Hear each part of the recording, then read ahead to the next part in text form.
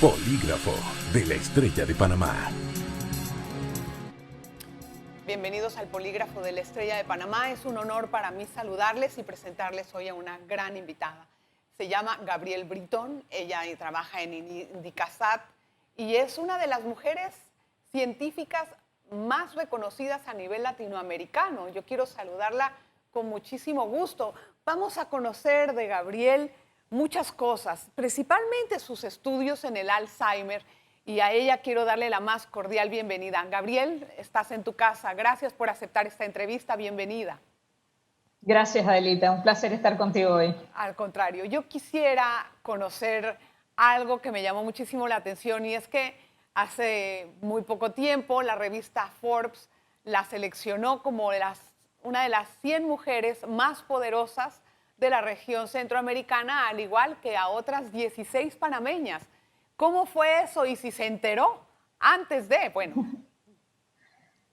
Me enteré el mismo día que salió la revista, no sabía que iba a recibir ese honor y me encantó, me siento muy honrada y además de poder leer sobre las diferentes mujeres que fueron seleccionadas. ¿Y por qué cree que la eligieron a usted? Bueno, lo que me gustó sobre la revista, y he tenido una oportunidad de leer el perfil de las 100 mujeres que publicaron, es que escogieron de diferentes ámbitos, ¿no? Claro. Pero muchísimas científicas en Centroamérica. Entonces, creo que por eso fui parte de esa lista y me siento muy honrada, en realidad, ya haber podido desarrollar un programa reconocido en Panamá. Claro que, pues, es obvio que su carrera ha resaltado a nivel internacional y esto obviamente que le agrega un valor increíble. Pero usted se ha concentrado en el estudio del Alzheimer durante 10 años o más. ¿Cuáles son esos avances recientes que ha tenido en sus investigaciones? Bueno, primero, ante todo, el programa lo desarrollamos un conjunto de personas que son tanto en el ámbito clínico como en la investigación. Y la razón por la que surge el programa de investigación enfocada en el envejecimiento y en patologías que padecen las personas mayores es porque el mundo está envejeciendo rápidamente y en particular países como el nuestro. Entonces, por ejemplo, en Panamá, en el 2010, una de 10 personas tenía más de 60 años, pero en el 2050 seremos una de 4 personas mayor de 60 años.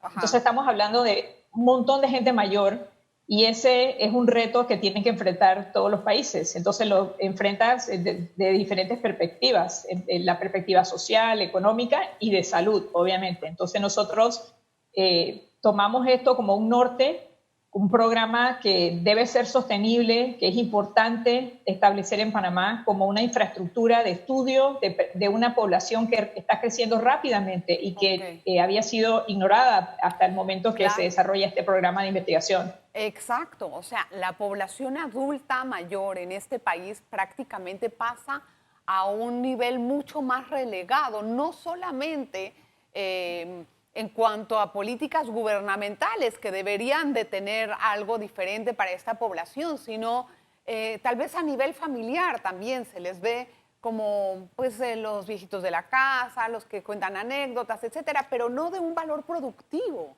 de ellos, cuando realmente pudieran darlo. Explíqueme en qué consiste este programa de usted y cuáles son los avances significativos que ha tenido. Ok. Bueno, lo primero que tuvimos que hacer es crear los lazos entre las personas que tienen el conocimiento para llevar adelante el programa. Entonces ahí jugó un papel muy importante personal clínico, por ejemplo, geriatras, neurólogos, psiquiatras, y del lado de la investigación, personas que pueden analizar, por ejemplo, temas de biología molecular, de genética. Juntamos este grupo de personas, nos sentamos en la mesa y decidimos empezar el primer estudio clínico longitudinal de adultos mayores en Panamá.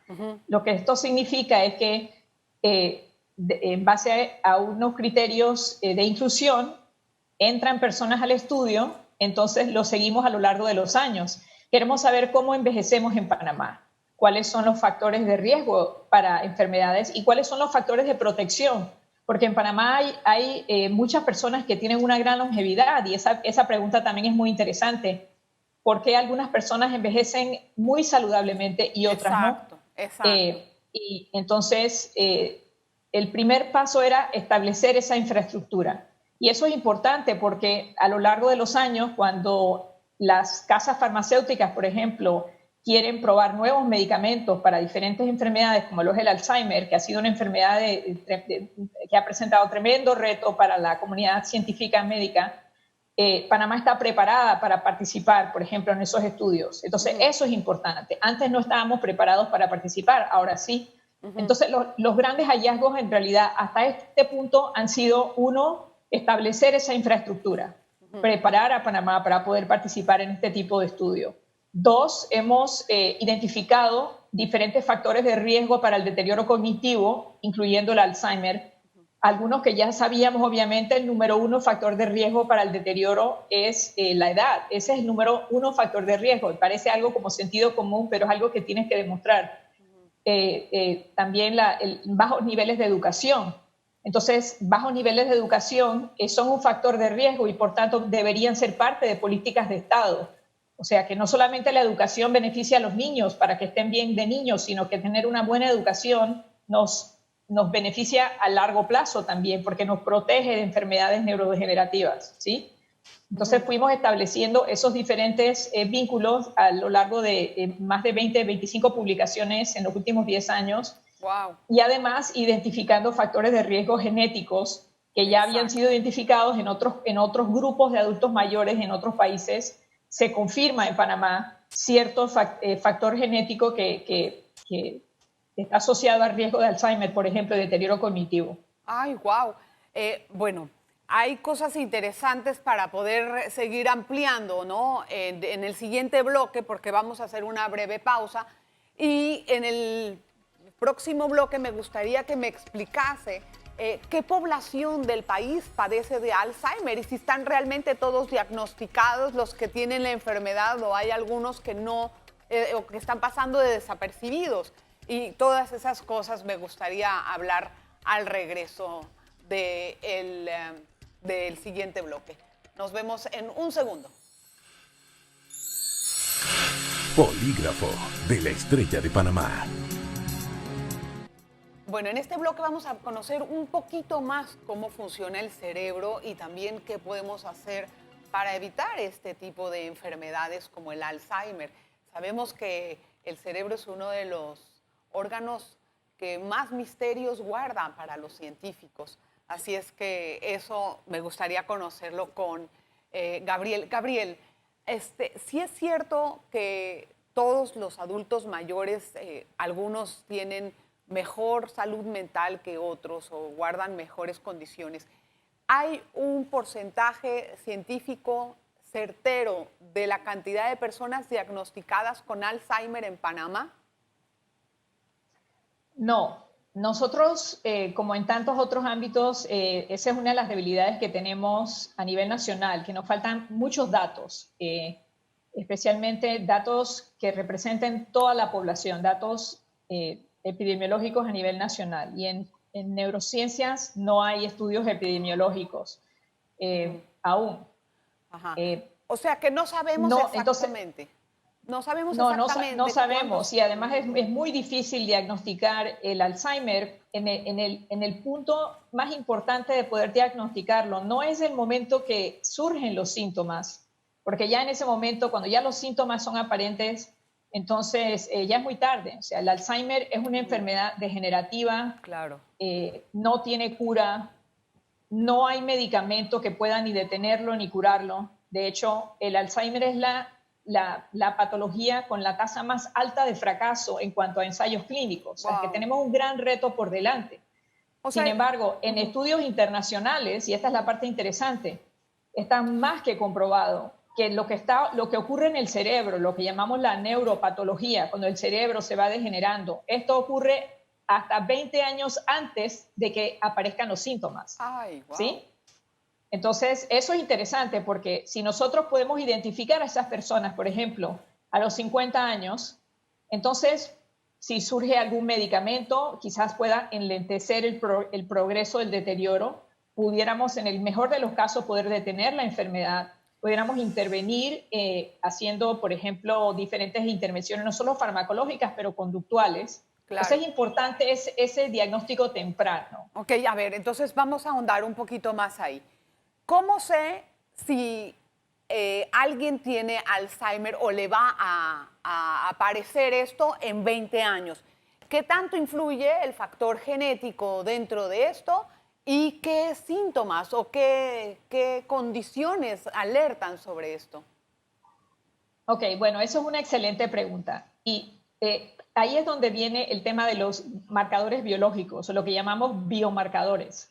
La investigación en Alzheimer está dirigida hacia la búsqueda de marcadores de Alzheimer 20 años antes de que surjan los síntomas. O sea, nuestra investigación está dirigida hacia eso también. O sea, que si yo pudiera, por ejemplo, escanearle el cerebro a todas las personas de Panamá, lo cual no es factible, pudiéramos quizás detectar ciertas cosas en el cerebro que nos dicen, bueno, esta persona está en riesgo. Pero eso no es la meta, no queremos un enfoque tan costoso y que si no es factible a nivel de atención primaria o comunitaria, entonces eso no es factible. Lo que estamos buscando es un enfoque que sea costo y tiempo eficiente. Y la investigación de Alzheimer está dirigida hacia la búsqueda de marcadores en sangre. ¿Y por qué sangre? Porque la sangre, una muestra de sangre se puede tomar en cualquier centro de salud, obviamente, y mientras se van abaratando los costos y van mejorando las tecnologías de detección molecular, podremos entonces detectar diferentes marcadores en sangre que por lo menos nos indiquen, digamos, no solamente riesgo de Alzheimer, pero si pudiéramos identificar a las personas que no están en riesgo y poder separarlas de las que posiblemente pudieran estarlo. No sé si esa distinción es clara, pero sí. Cuando vamos a hacernos, por ejemplo, una mamografía, ahí no nos dicen si tenemos cáncer o no. Si Exacto. Algo sale raro, te mandan a hacer unos exámenes más puntuales. Exacto. Y eso es lo que queremos lograr también para el Alzheimer. Algún tipo de prueba a nivel de atención primaria que nos permita decir, esta persona necesita recibir otro tipo de atención, verse con un neurólogo, neuropsicólogo, psiquiatra, etcétera, para poder tener una evaluación mucho más de más alta resolución. Sí, ahora mismo hay grandes avances a nivel del descubrimiento de la cadena del ADN y de todas estas cosas. O sea, ya esto es a un nivel un poco más profundo a nivel científico. ¿Ustedes han logrado detectar allí, en esa gran cadena, no sé cómo llamarlo, sino el defecto genético que provoca el Alzheimer, por así decirlo? No sé cómo llamarlo realmente, pero quería saber si a través de esa detección se puede corregir. Ok, bueno, primero ya se han detectado 3 diferentes mutaciones genéticas que indican que esa persona va a desarrollar Alzheimer, ¿sí? Pero ese tipo de Alzheimer, lo que llamamos Alzheimer genético o familiar, representa quizás menos del 5% de todos los Alzheimer. El Alzheimer más común es el Alzheimer esporádico, que surge a raíz de una interacción entre genética y ambiente, ¿sí? Genética y ambiente. Entonces, ese es el Alzheimer que estamos investigando, porque en realidad, hasta ahora, por ejemplo, en nuestra cohorte de más de 1000 personas, no hemos detectado un solo participante en Panamá que tenga esa mutación genética que definitivamente lo pone en esa categoría de Alzheimer heredado. Entonces, ¿cómo Estamos aparece? enfocados en el Alzheimer esporádico. Entonces, ¿cómo sale esto en el cuerpo si tampoco tiene una precondición genética?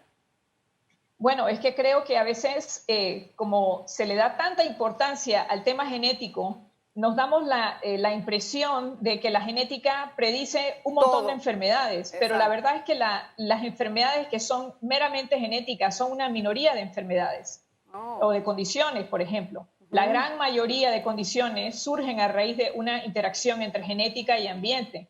E incluso puedes tener un marcador genético para el Alzheimer, pero lo puedes amortiguar teniendo conductas, por ejemplo, de protección contra el Alzheimer, ¿sí? O sea, que puedes ser cargador de un gen que indica riesgo de Alzheimer, pero si a la vez tienes un montón de conductas que son protectoras del Alzheimer, entonces amortigua el efecto de ese gen que es Y riesgoso para esas el Alzheimer. conductas protectoras, ¿cuáles son? Es decir, en la parte del ambiente, ¿qué es lo que se puede entender ahí? ¿Cuáles son las conductas protectoras?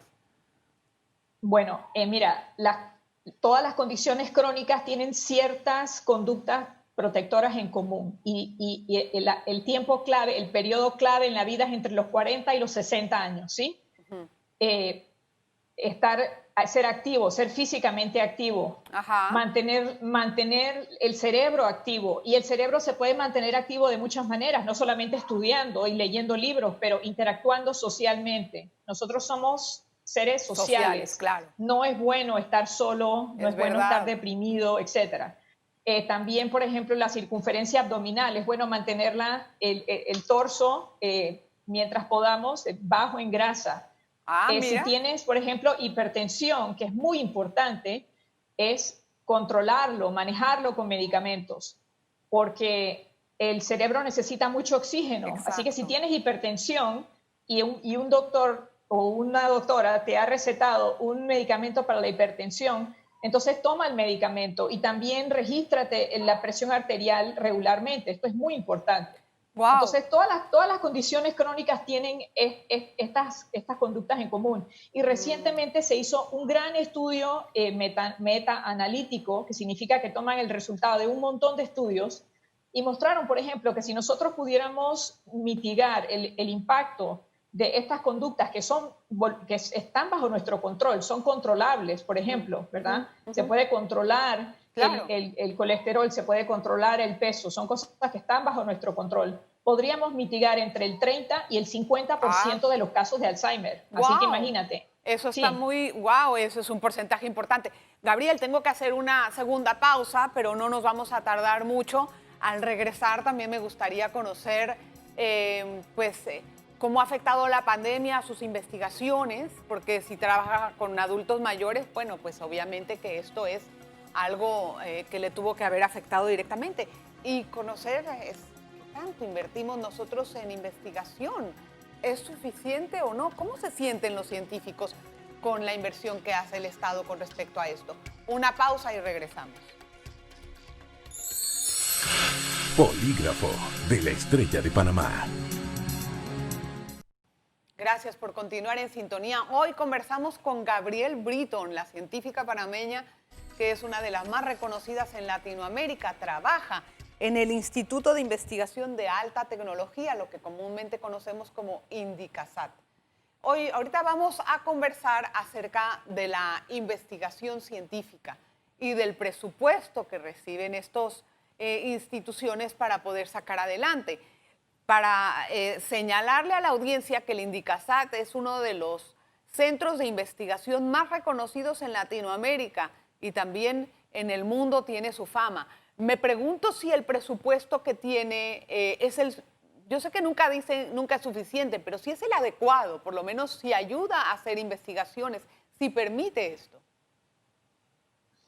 Bueno, Panamá, para el Producto Interno Bruto que tiene y la gran fama que tenemos como con el canal y todo lo demás, debería invertir mucho más en investigación. Estamos muy por debajo del promedio regional. En Panamá se invierte el 0.17% del Producto Interno Bruto en investigación. Y creo que si algo sale de esta pandemia, esperemos que si algo sale de esta pandemia es una realización y una apreciación por el rol que juega la ciencia, porque desde un inicio el trabajo que hicieron mis amigos, mis colegas en el Gorgas, por ejemplo, si no nos abrió los ojos que fueron, en realidad, estaban completamente preparados intelectualmente, técnicamente para realizar un trabajo de primer mundo, definitivamente eso tenemos que sacar de la pandemia, que la ciencia salva vidas y hay que invertir en ciencia. Claro. Y por tanto, esperemos que nos llevemos esa lección de esta pandemia. Así que para serte franca, no, el Estado no invierte lo suficiente en ciencia y la cifra que te dije no ha cambiado a lo largo de los años. Hay que invertir más porque el recurso humano está ahí, pero el recurso humano no puede trabajar sin insumos. La pregunta es si se tiene esa conciencia de la importancia en la investigación científica, porque muchos países piensan que es una de las prioridades de las políticas de Estado. En cambio, en Panamá considero que ha sido pues un renglón como relegado. Bueno, ¿qué nos sobró esto? Pues ponlo para la investigación cuando debería de ser de lo principal. Eso es lo que caracteriza a las potencias, ¿no? Claro que sí, estamos totalmente de acuerdo. Eso es lo que caracteriza a las potencias. Y Panamá se tiene que sentir orgulloso de muchas cosas, y una de esas cosas es que tenemos buenos científicos en Panamá, pero tiene que haber una inversión detrás de ese orgullo y detrás de estas instituciones. Por ejemplo, el Gorgas, con toda la trayectoria que tiene, el Indicasat, que es un instituto más joven, pero requiere mucha más inversión en las universidades, en los laboratorios de las universidades. Ahí nos estamos quedando cortos. Mucho. A mí me gustaría saber la pandemia en este momento. ¿Cuál es su evaluación sobre el manejo que le ha dado pues, el Estado, el Ministerio de Salud en conjunto? Bueno, primero hay que reconocer que la pandemia ha sido un reto para todos los países del mundo, eso sin duda. Creo que empezamos bien.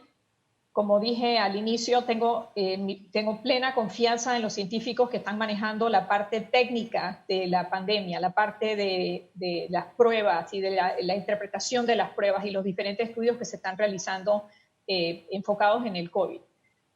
Pero sí, definitivamente ya llevamos 6 meses de aprendizaje y creo que tenemos que prestarle más atención a los países que han logrado llevar adelante las medidas de distanciamiento social, etcétera, y que han permitido también la reapertura de las economías. Creo que no hemos hecho eso de una manera adecuada. Hay muchas personas pasándola muy mal en esta pandemia. Sí. No ayuda cuando no tenemos un liderazgo que reconoce esas dificultades. Eso es muy decepcionante para mí, para muchas personas.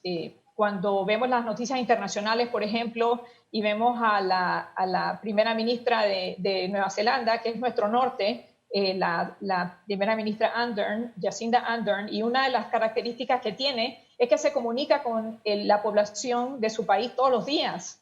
Y también hay que decir las cosas de frente. Claro.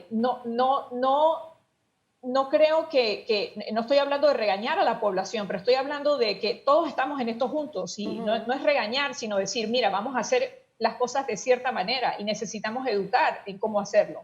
No podemos estar adivinando. Claro. Y a la vez el Estado tiene que apoyar mucho más en cuanto al transporte público, a que las personas puedan, no puedes obligarlas a quedarse en casa y no darles un apoyo. O sea, estas lecciones ya se han ido aprendiendo en muchos otros países. No entiendo por qué en Panamá ha tomado tanto tiempo implementarlas. Así que si tuviera que darle una nota del 1 al 10, en este momento no creo que se ganarían más de un 3 o un 2 de 10. Reprobado. Yo creo que nos hace falta mucho. Estoy algo decepcionada con el manejo de la pandemia en este momento, sí. Muy decepcionada la veo, igual que algunas personas, igual que la opinión de muchos. Me parece que la credibilidad es uno de los factores más importantes. Yo tengo una duda, Gabriel, y creo que usted tal vez me puede ayudar a resolverla. ¿El virus realmente fue producto de un contagio animal-humano o esto se escapó de un laboratorio? No hay ninguna evidencia de que se escapó de ningún laboratorio.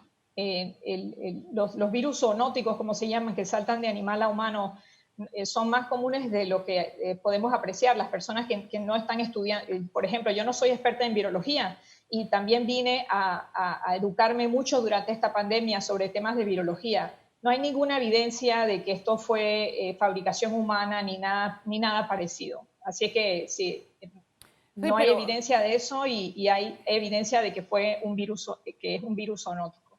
Sí, que saltó de animal a humano. Y cómo, rapidísimo, porque ya se nos va a terminar el tiempo, ¿cómo le afectó esta pandemia a sus estudios, que trabaja con gente mayor? Bueno, sí, hemos tenido que poner nuestros estudios en pausa porque los adultos mayores son población de riesgo, obviamente. Entonces no queremos ponerlos en riesgo porque ellos acuden a nuestro centro de investigación.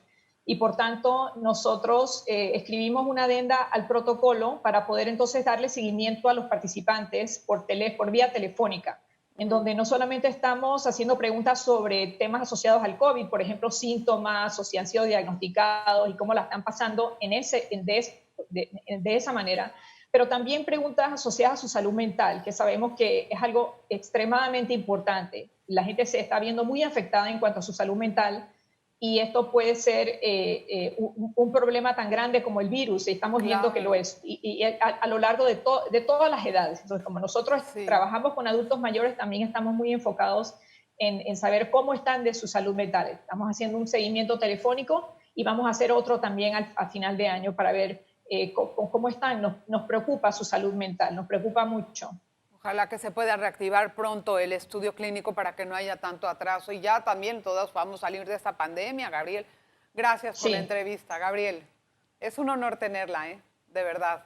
Gracias por la invitación, es un honor conocerte también. Al contrario, qué gusto. Muchísimas gracias y de verdad que este programa me ha dado muchísimas luces acerca del Alzheimer y de la pandemia y ¿no? de todas estas cosas que han sido parte ahorita de